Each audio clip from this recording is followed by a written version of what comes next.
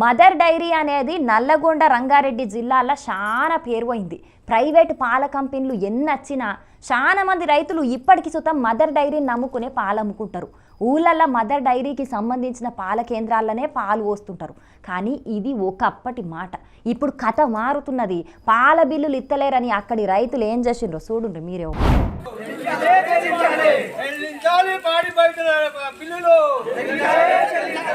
అయ్యో బంగారం అసుంటి పాలన్నీ నేలపాలు చేస్తున్నారని మీకు అనిపిస్తుండొచ్చు గాని పాపం పాడి రైతులు 2 నెలల సంది పాల కేంద్రానికి పాలు పోస్తున్నా బిల్లులు మాత్రం ఇత్తలేరట. అందుకే ఇట్లా పారబోసి నిరసన చేసిండ్రు రైతులు. రంగారెడ్డి జిల్లా యాచారం మండలం కుర్మిద్ద ఊళ్ళే ఉండే పాడి రైతులు ఎన్ని మాటల పాల బిల్లు ఇయ్యుండ్రని అడిగినా ఎవ్వరు పట్టించుకుంటలేరట.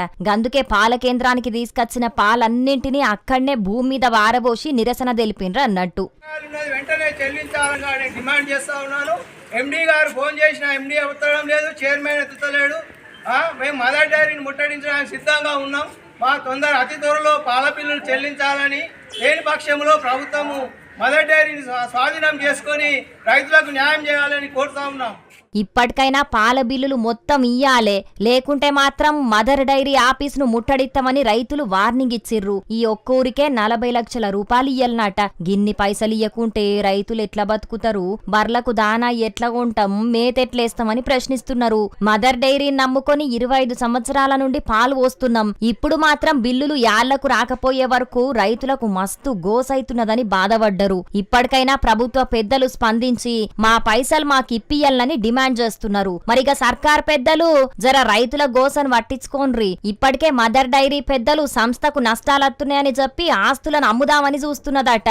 ఇట్లా అమ్ముకుంటా పోతే రాబోయే రోజుల్లో ఏం మిగలకుంటా పోతాయి. కాబట్టి విజయ డైరీ లెక్క మదర్ డైరీ కూడా లాభాల వాట పట్టేటట్టు జర ఆలోచన చెయ్యుండ్రని అంటున్నారు. మదర్ డైరీకి ఏండ్ల సంది పాలు పోస్తున్న కొందరు రైతులు.